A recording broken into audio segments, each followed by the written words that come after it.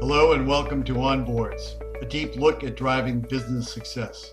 Hi, I'm Joe Ayub, and I'm here with my co-host Raja Sheikh. Onboards is about boards of directors and advisors and all aspects of board governance.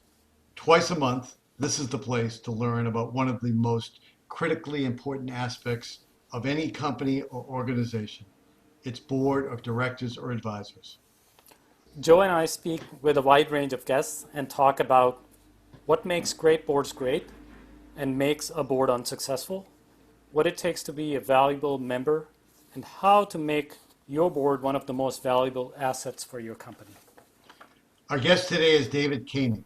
He spent the first half of his career building firm-wide and portfolio-specific risk management programs for multiple companies. His work over the past 20 years has focused on establishing and implementing global best practices for risk governance at the board level and the general practices of risk management. He is the author of Governance Reimagined, Organizational Design, Risk and Value Creation, first published in 2012, as well as The Board Member's Guide to Risk, published just a couple of months ago in May of 2020. David is the founder of the Directors and Chief Risk Officers Group, the DCRO, which is a global collaborative of C-suite and board members focused on risk governance, and is one of the founders of the Professional Risk Managers International Association. Welcome, David. It's great to have you as a guest on Onboards. Thank you. I appreciate being here. I've enjoyed the episodes that you guys have had in the past and hope that we can deliver something as good today. Well, thanks so much. I'm sure this is going to be an interesting conversation. I know it's interesting to Raza and to me. You know, you've spent much of your career studying, analyzing, and quantifying risk in business, more recently in the context of risk management for boards. But tell us a little bit about the first half of your career, creating risk management programs for companies. What led you to become focused on risk in the business setting? Yeah, well, I did my undergraduate studies in economics, mathematics, and statistics, and then got my graduate degree in economics. And this was in the mid-1980s. There was a profound interest in markets at that time. The market idea in economics, the dominance of the market was very prevalent. And in fact, as I mentioned in my first book, my father had introduced me to the stock market when I think it was 10 or 12. And I was just fascinated by what made stock prices go up and down. It's kind of a sad story, but that was part of what I was raised to understand. So coming out in that environment, I felt very fortunate to get a job with the First National Bank of Chicago. It doesn't exist anymore. It's part of the JP Morgan Chase conglomerate. But the work we did there was about helping organizations to understand the risks that they couldn't control or could control and ways to change that more to their liking. So I worked with airlines, endowments, portfolio managers, banks, all sorts of different entities to help them change their risk profile to something more to their liking. And it was fascinating work. We were really on the cutting edge. This was when Chicago was the hot spot for markets, and I would argue in some cases risk management. So that's where it got started. And then, as you had mentioned, I moved into doing this work for specific companies, and I'm happy to talk more about that too. So yeah, if you would, that would be great. What work did you do for the companies for which you created these risk management tools? What was it that you did, and what was the goal that they were trying to achieve? And so this was all very new. I mean, you can look to actuaries and they've been doing risk management for a long time. But what I would argue is that modern risk management really came into being in the 1980s, early to mid. I was fortunate that that was the time that I was starting my career. A lot of organizations, particularly financial institutions and energy companies, understood the risks that they faced or understood that they faced substantial risks. There was more of an openness to how you might control those things. I went to a company called Principal Financial Group. That was the first one that I did, a very active risk management program. It was in their mortgage subsidiary. Mortgages are such an interesting financial instrument. I think most people don't appreciate the complexity of a mortgage. But this company was originating mortgages, had servicing rights, and they had really complex risks, but they didn't know that. They were taking risks that I think they didn't quite understand, but there were some smart people there. In fact, the CEO was an actuary. A lot of the people running the organization were actuaries. I think they understood that there was something more to it. I came into that environment and helped them look at risk first in a portfolio basis. So the origination portfolio, servicing portfolio, and then next in what we'll call a firm-wide risk management approach, which was what we used as a term back then. This was probably around 1993. And I'm pretty sure that was the first firm-wide risk management program in the mortgage banking business. The whole idea was to understand the moving parts of a business. What is it that drives your success? What is it internally that you do that might offset some of the changes in those drivers of your success? What is it you don't like about that? What is it you can change about that? What can you do internally in terms of your production mechanisms, your communication to enhance the good stuff? And what can you trade off to other people? So that really fit well with what I'd been doing at First Chicago and in some of my other work prior to that. That was actually one of my favorite jobs, and we were really successful. The company grew in market share tremendously, in part because we had this really strong risk function. I think of that one as a big success. I'll point to another one that I thought was pretty interesting too, which was right before I made this transition that you talked about in the introduction. At Piper Jaffray, which was owned by US Bank Corp at the time I worked for them, Piper had not been owned by US Bank Corp except for the fact that they had a massive loss following the 1994 bond market debacle. 1994 happened to be a year that at Principal Financial Group, we did really well because we understood our risk. But Piper had some exposures to mortgage securities that they didn't understand, and it almost put them out of business. They were over 100 years old. The bank took them over. They knew they didn't want these things to happen. When I went in to interview with them, I remember sitting down with the CEO and the chair of the board and them saying, first thing we want you to do is tell us if there's anything more like this out there. I spent a few months looking at that, but the goal ultimately was to take risk management, which was new there, and frankly was viewed by a lot of people with skepticism, and turn it into a valuable tool.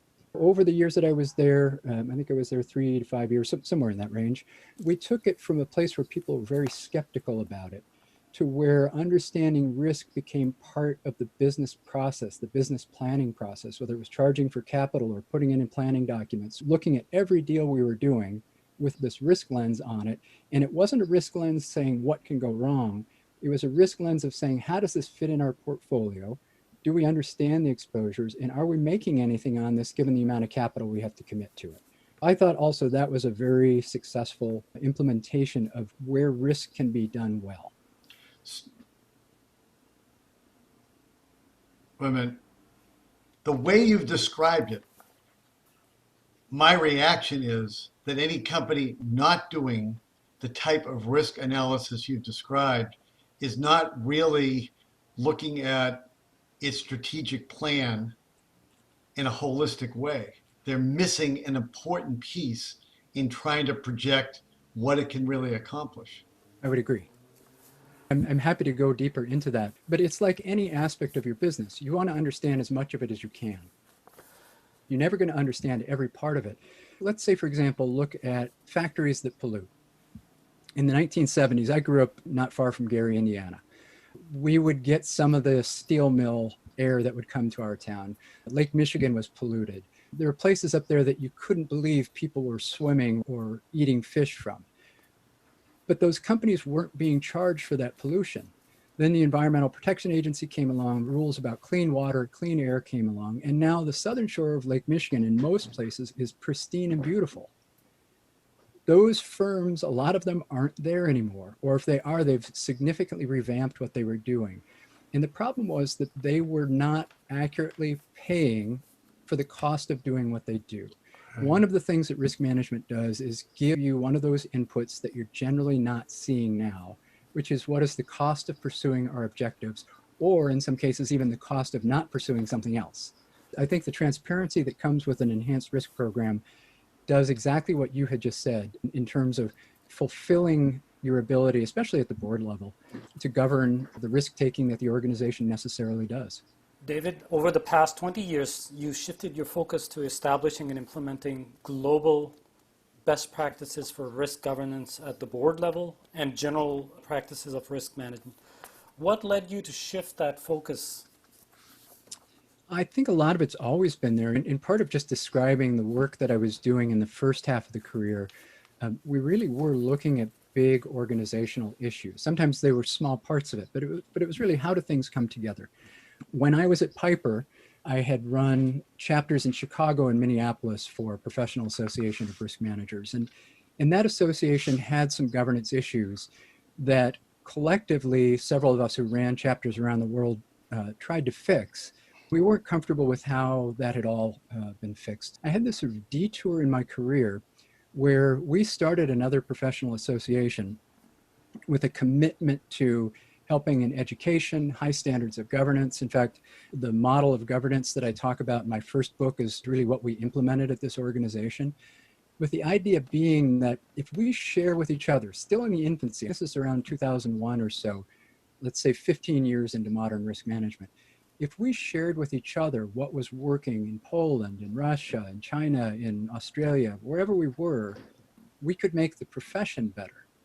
And we could start moving towards this place where more organizations were incorporating risks. That was the first go at that. And I spent about 7 years, no, I guess it was about 6 years working on that. And as I said, it was a career detour, but one that I truly loved.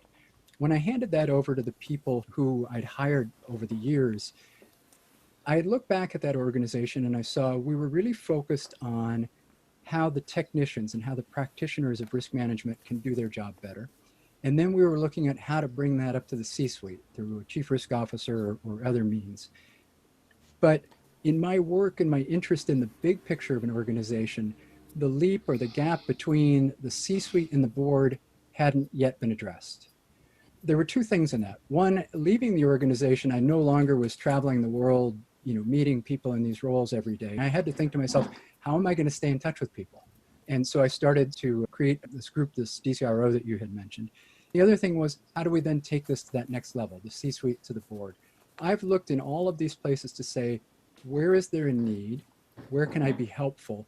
I'm reasonably good at getting people to collaborate on things. I try to bring people together to share their best practices. And that's what we did within PRMIA and now with the DCRO. Honestly, it's quite fun for me to do this. It's fun for me to have these connections with people all over the world. And they're really smart, good people. It's a pleasure to try and contribute in a positive way to doing this. Well said, David. You recommend that boards create a separate risk committee, and a number of companies have adopted that practice, but most have not. Why do you recommend a separate risk committee? Why can't the audit committee, which is often tasked with this function, handle it? And isn't it the case that this depends on really the type of business and the level of risk a company faces? A grocery chain might be very different from a high-tech company? I've been in this risk management profession for 35 years or so, and most companies still don't have formal risk management departments. I'd say I'm patient, but the impact of risk management is significantly greater than it was when I started at this. You can find where there was risk management programs 30 years ago, they are incredibly more important now. Companies that would have never thought of it before have them now, and they're really helpful. I think this progression is going to take place at the board level too. I joke with some of my colleagues that I'm not sure it's going to take place to the degree that I'm satisfied during my career, but I have confidence because this is something that has value. If you can demonstrate value to someone in doing something, eventually it's going to come around, because if their competitors start doing it, which again, what happened when we were at Principal in that mortgage company, we grabbed so much market share because we were doing this the right way. You're going to see that in others are going to follow. You had asked about the difference between risk committees and audit committees. The way in which I've described this to people is that it can be done together. But an audit committee's primary task is to be backward-looking and validating. A risk committee is a standalone. It has the primary task of being forward-looking and anticipatory.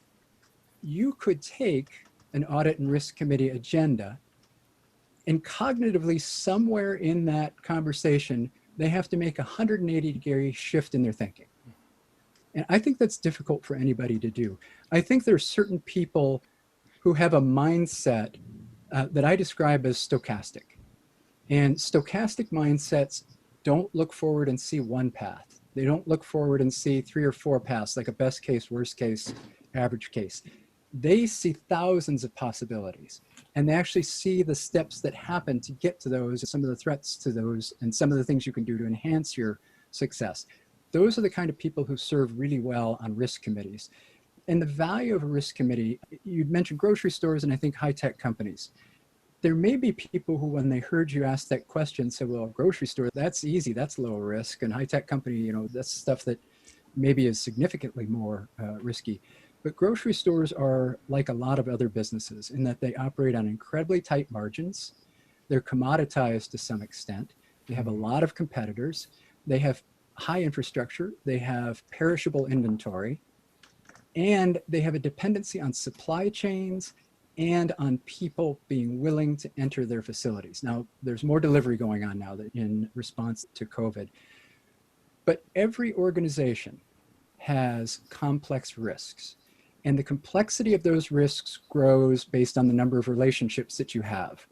If you have third parties doing work for you, the complexity of that relationship grows substantially. If you do work outside of one country, the complexity grows substantially. If you're regulated, I think every organization, I know some people like to throw out a number and say, if your organization is this big, you should have a risk committee. I think the question really is for a board to have a conversation about how well they understand the complexities of all the systems they depend upon for success. Yep. If they feel like they've got a handle on that, and I don't mean feel like, yeah, I get risk, but they have a really deep discussion, maybe even guided by somebody else on the outside. If they really feel comfortable that they get those complexities and how they interrelate, you may not need a risk committee.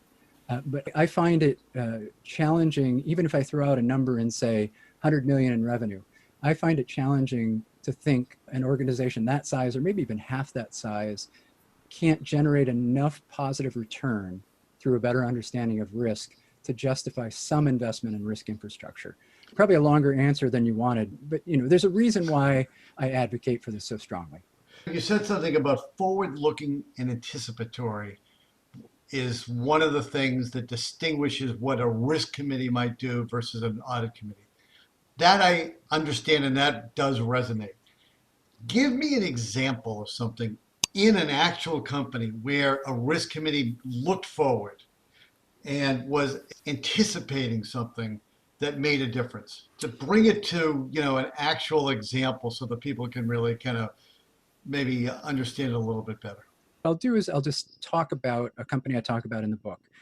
And HEB had what in essence was the equivalent of a risk committee at an executive level that was looking at the kinds of things that threaten their ability to serve their customers.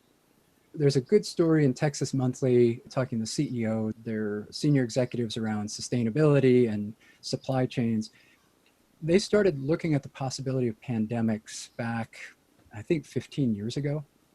And so they knew what to do. They had a plan laid out. I'll go back to Principal Financial Group in this example again, and this is not, you know, it wouldn't be a formal risk committee at the company at that time, but it would be the equivalent of such, saying, how are we going to make sure we can stay in business if something interrupts our normal facilities for operation? When I worked there, Des Moines, Iowa, which is where the company is based, was the largest city at the time in the country to lose its entire water supply because of the confluence of two rivers flooding that overwhelmed the 30-foot high banks of their water treatment plant. All of a sudden, everything in downtown Des Moines was flooded and unusable because there was no fresh water. The next day, I was told to meet at a specific point. I went to that point. I was handed a folder. The folder told me exactly everything I was going to be doing for the next 12 hours and over the next week. We were up and running, managing a multi-billion-dollar risk portfolio in about a day and a half. If we hadn't been thinking forward, if they hadn't been thinking forward and what was the equivalent of their risk committee, that would have never happened. And I can't tell you how many millions we might have lost because we weren't able to do anything about our exposures. Those kinds of conversations are the same things that a risk committee is having on a much bigger picture about the drivers of an organization. Some of these drivers are cultural, so I'll have conversations with individual board members, which I tend to work with individuals as opposed to boards as a whole, but those could be about cultural changes. And some of those cultural changes come about because you put a risk committee in place. The reason you put a risk committee in place is to understand the impact of those cultural changes. Once you start piecing those all together to say, where does this come back and impact us? It becomes much more clear. It's akin to understanding your clients better to understanding market share better, to understanding your competitors better. You have now a much clearer picture on the things that affect the bottom line of your success and what you might do about them. That's the forward-looking aspect. And again, culture is one example that I think is generic enough that I can mention. But we live in a time over the last 3 years, I would say, where cultural issues have exploded for all boards. It's not just gender, it's not just race. The cultural issues are changing rapidly with the generations that follow the ones like we're in. And if you don't identify that as a risk, if you don't have somebody looking forward and saying, do you understand where this is going?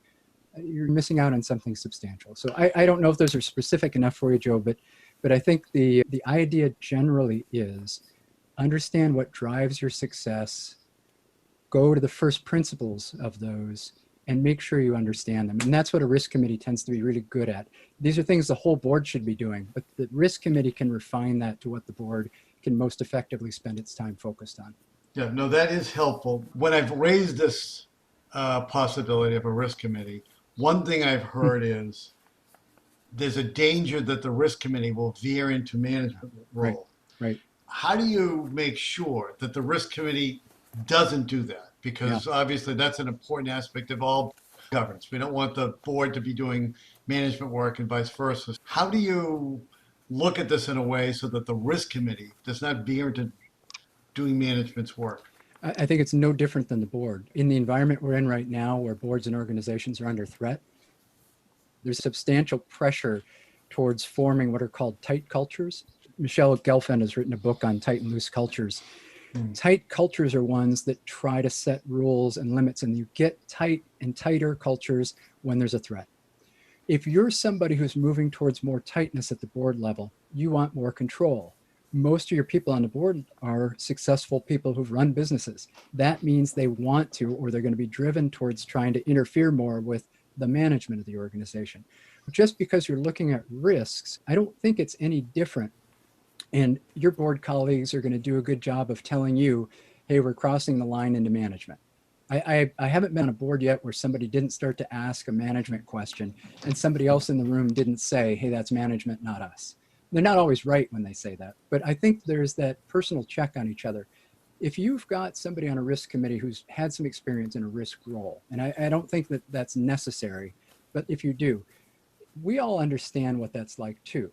We don't want somebody coming in and telling us how to manage risk. I've had that experience. I don't enjoy it. Nobody's in the trench like a head of risk or somebody who's doing the risk management. It's still like any other board position.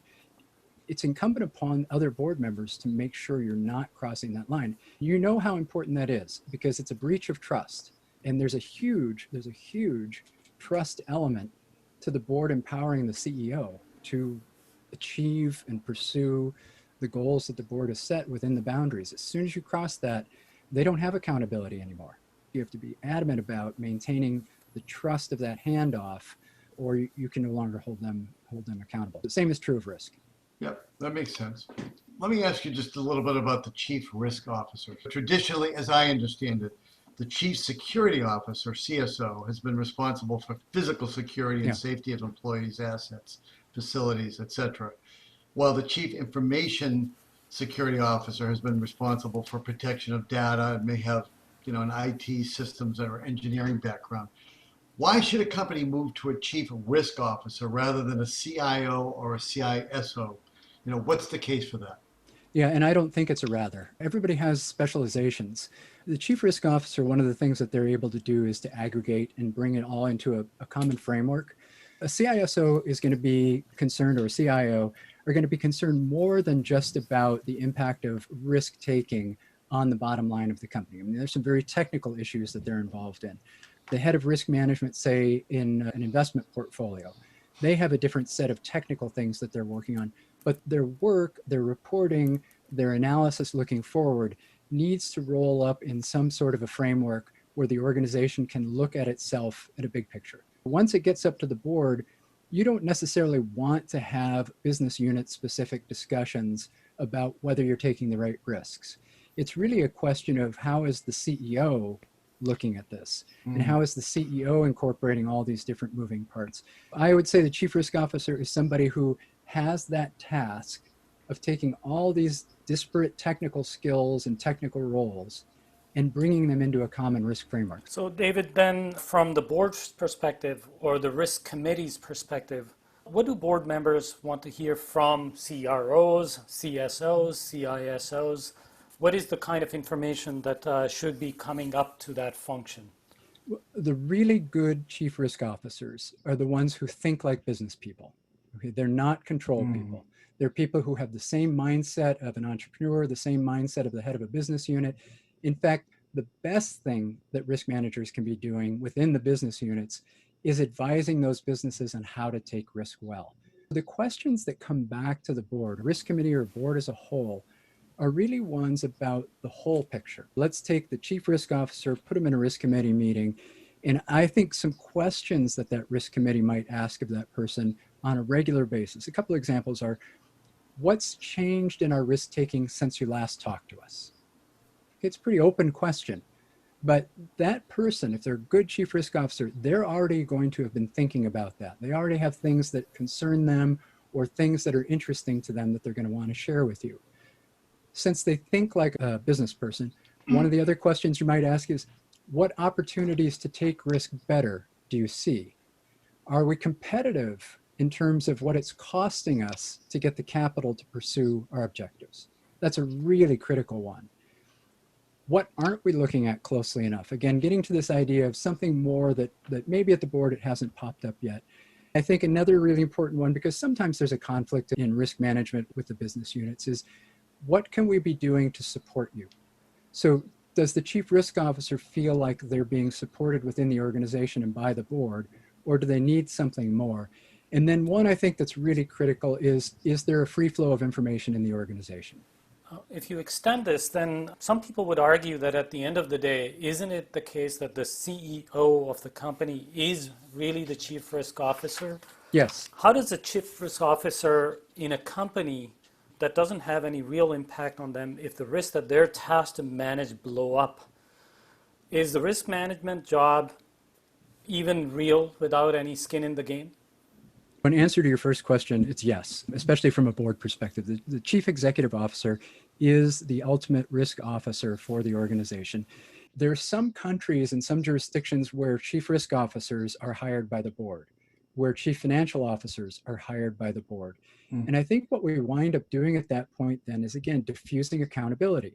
The board has the responsibility to validate what's being represented to them. That's different than hiring the chief risk officer.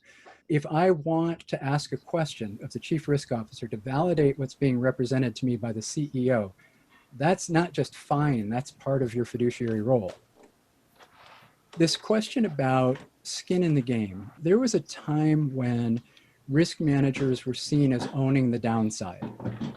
Well, if risk managers own the downside, then that means the business unit owns the upside. Again, accountability goes away, because why didn't my risk manager take care of that?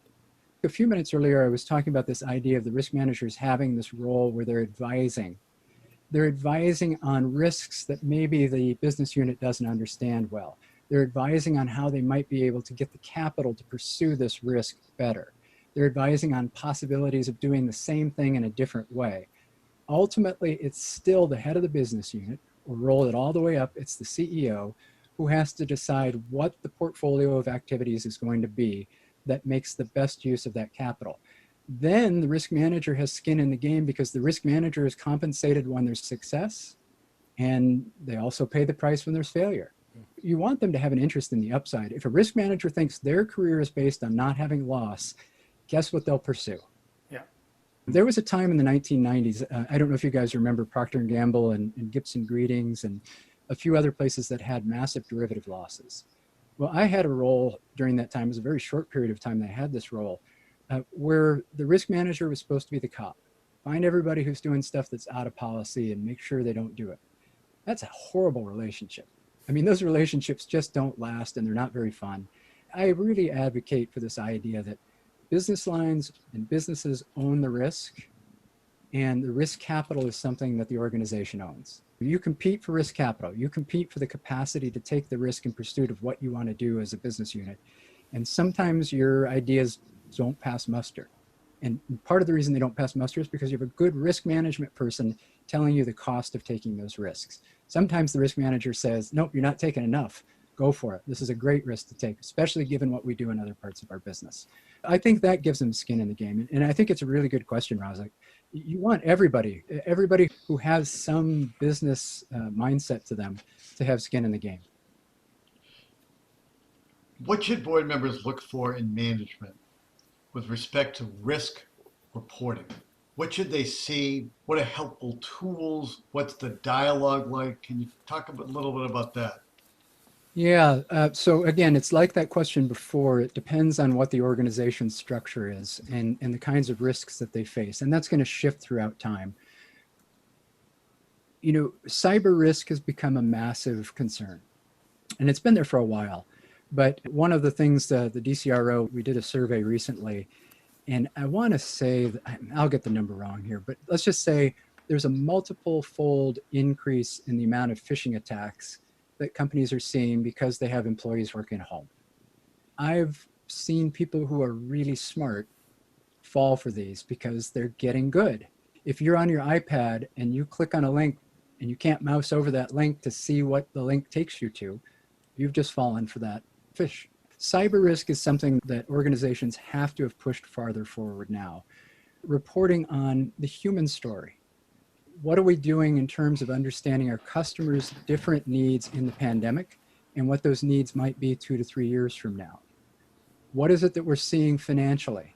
Are there changes in the financial flows that we've got based on some outside event or some internal event? That gets into more of the data. You've heard people talk about heat maps and ways for people to summarize things they should be concerned about by making them red, green, and yellow.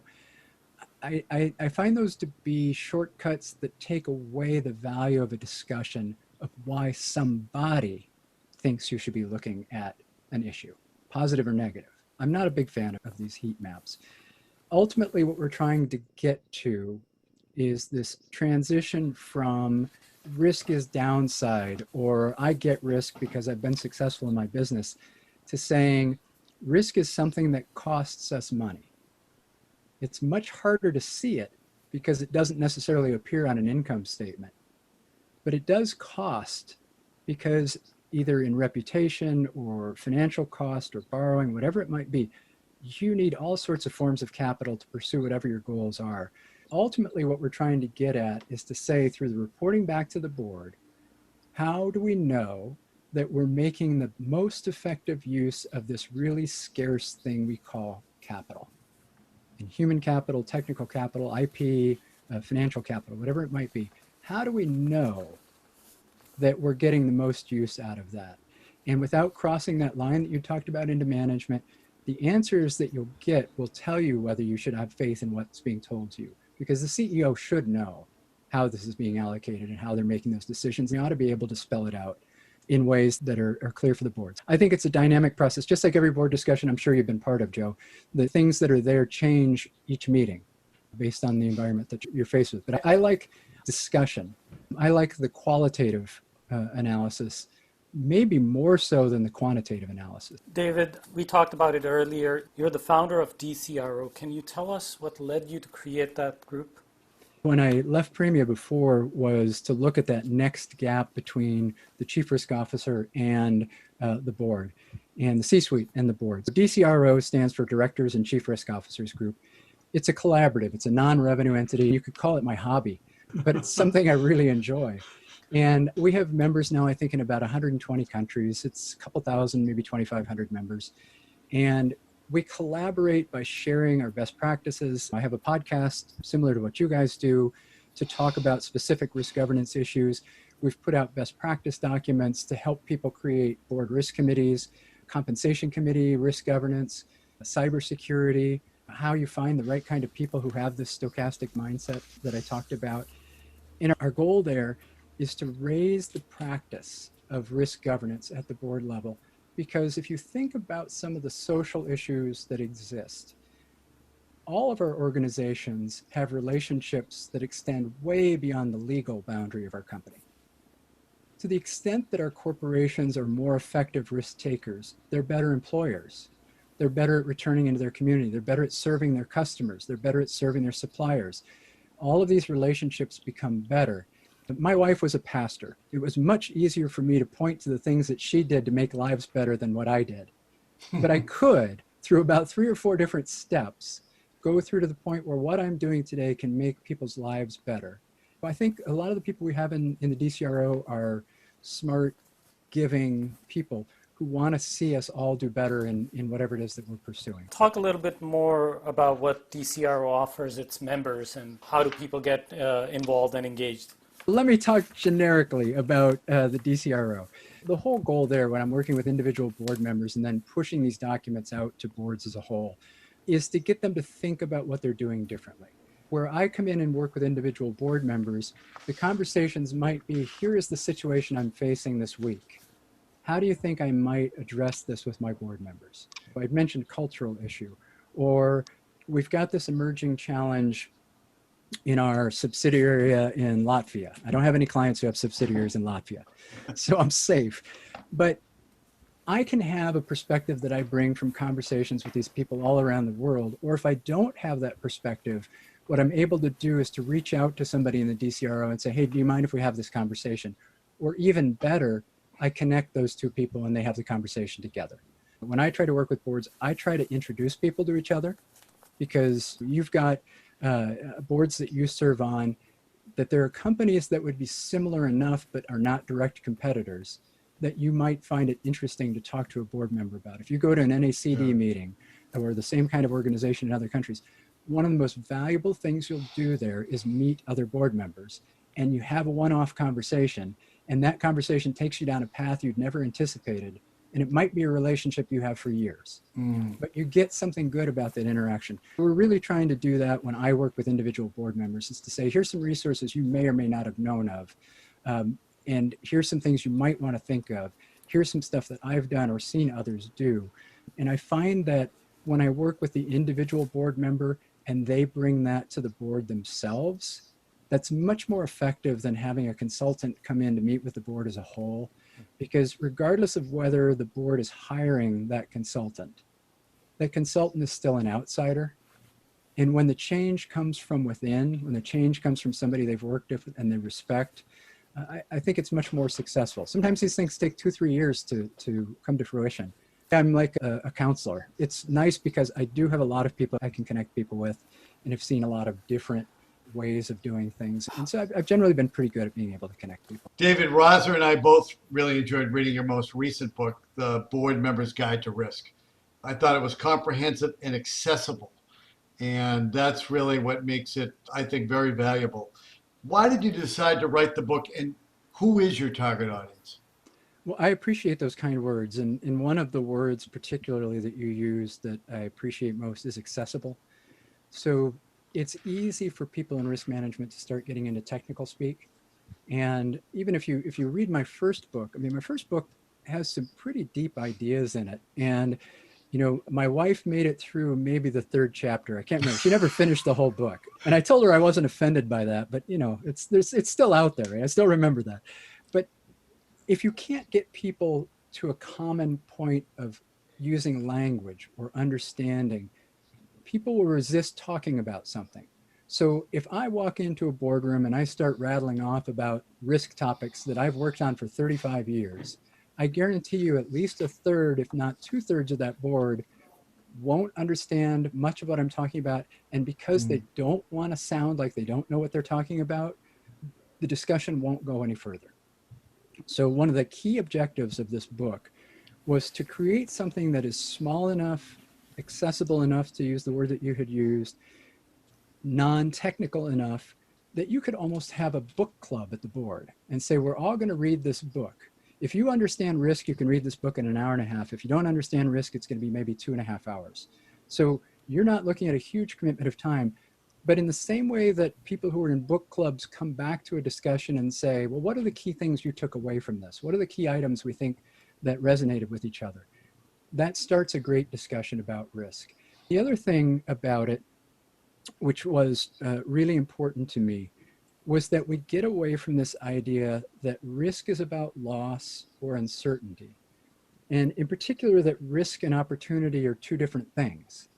As soon as you take risk and put it in the realm of loss only, it becomes a negative, it's framed negatively. We have all kinds of social psychology studies on how people respond to negative framing of discussions and questions.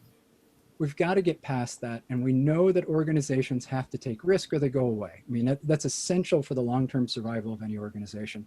So let's make sure we take risks smartly. So the first chapter in the book is about that.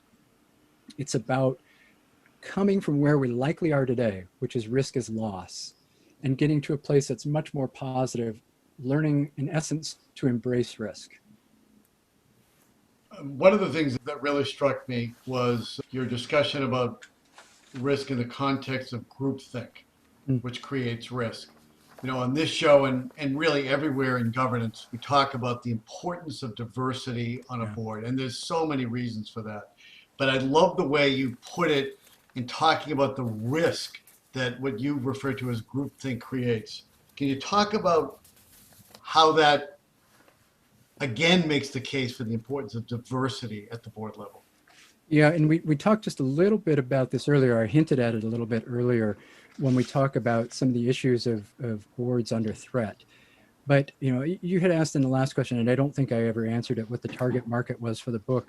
But it's boards, C-suite, and the MBAs, like I'd mentioned before, in part because we need to have this change of mindset about risk.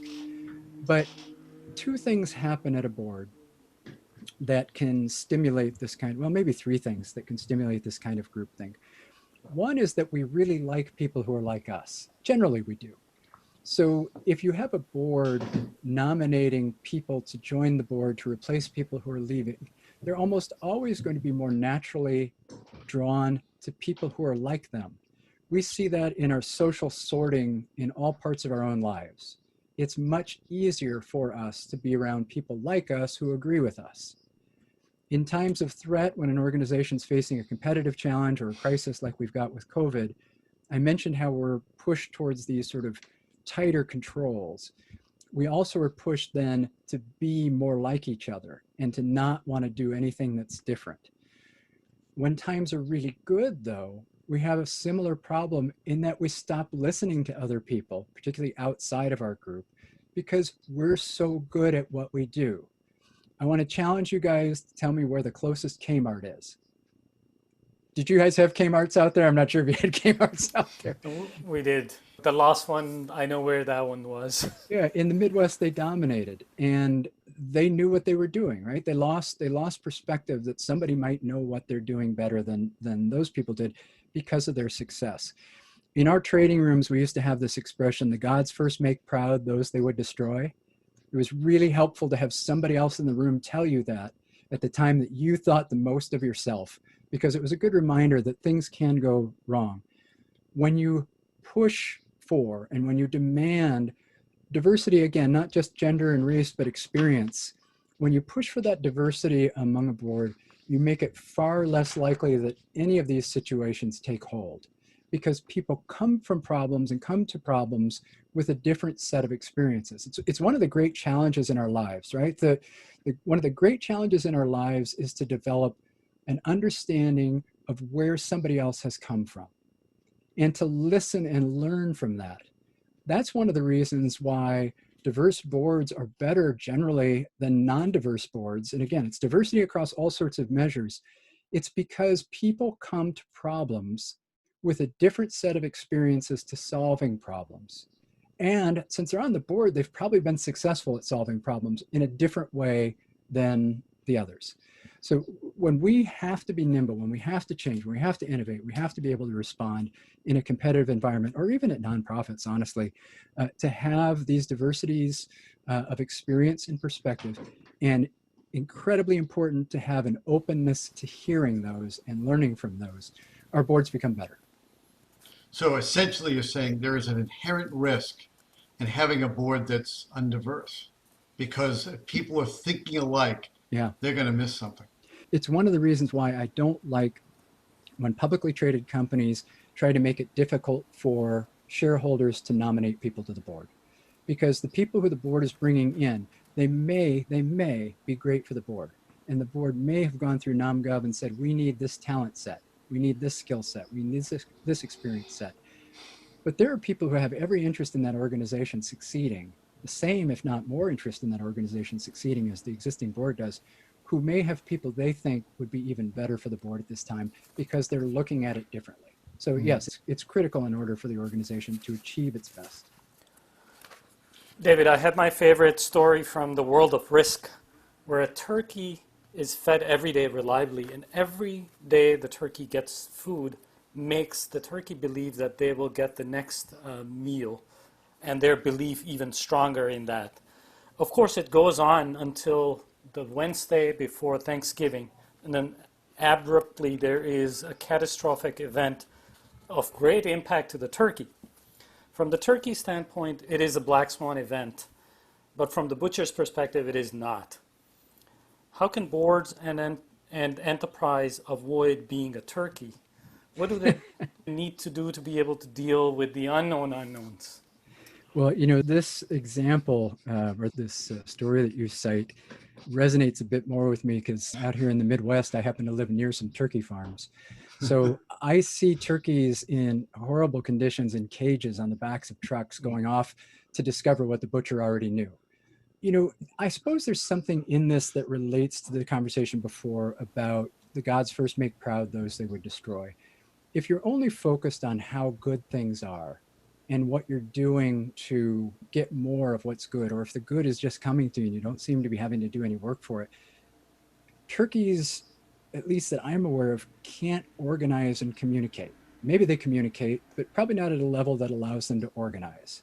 If they could, it'd be a pretty dangerous thing to start putting them on that truck because they would have already thought through this. Now, humans, we thankfully have the benefit of the ability to communicate. So for us, I think the question isn't why, or the question isn't what's going to happen tomorrow, but there's a good question to ask, why are we getting this food? Why is it that our customers are buying our product? Why is it that we have this market position? And then the natural conversation has to go to what could change that. And so, maybe your outside consultant is the butcher. And if turkeys could organize and talk, somebody might say, I've heard of this thing called a butcher. Why don't we have him come in and talk to us about, his job? And if it did, you'd have a much smarter set of turkeys. So there's, maybe I'm taking this analogy too far, but the idea is that as long as we're getting different perspectives, and as long as we're always questioning what it is that we do well and why it is we're being paid for what we do, I think we can avoid that fate for the most part. When you respond, let's say they'd also had this resiliency, they also had this problem response mindset. If the truck showed up, that's when they would organize and do something. The best answer to the turkey question that I've heard yet. I'm glad to hear that. Thank you. Well, no, but it makes perfect sense to me. That's why. That is the answer, actually. Yeah. You need to think beyond why is this, it's good now. You really need to think about the future and ask questions about what is going into making today good and what could disrupt that. And to the extent you're not doing that, you're not doing your company, your business, or whatever endeavor in which you're involved, you're not doing any favors. Yeah, and I think that's part of how boards are evolving, Joe. It's becoming more of a job, and I think that limits the number of boards people can be on now in ways that it didn't before. So it wasn't all that uncommon 15 years ago to find people on 5-6 boards of large companies. It's pretty hard to be on more than 2 or 3 right now and to do the role as you just described it. And I think that's a good change. Excellent. David, it's been great speaking with you today. Thanks for joining us. I hope you and your son and your daughter will continue to be well and stay safe. And thank you all for listening today to On Boards with our special guest, David Koenig. Please stay safe, take care of yourselves, your families, and your communities as best you can. Raza, please take care. I hope you and your family continue to be well and that you are staying safe also. Yes, Joe, we're all staying safe. Thank you. And I hope you and your family as well. And thank you both. I really enjoyed this conversation. Thanks, David. Thanks, Raza.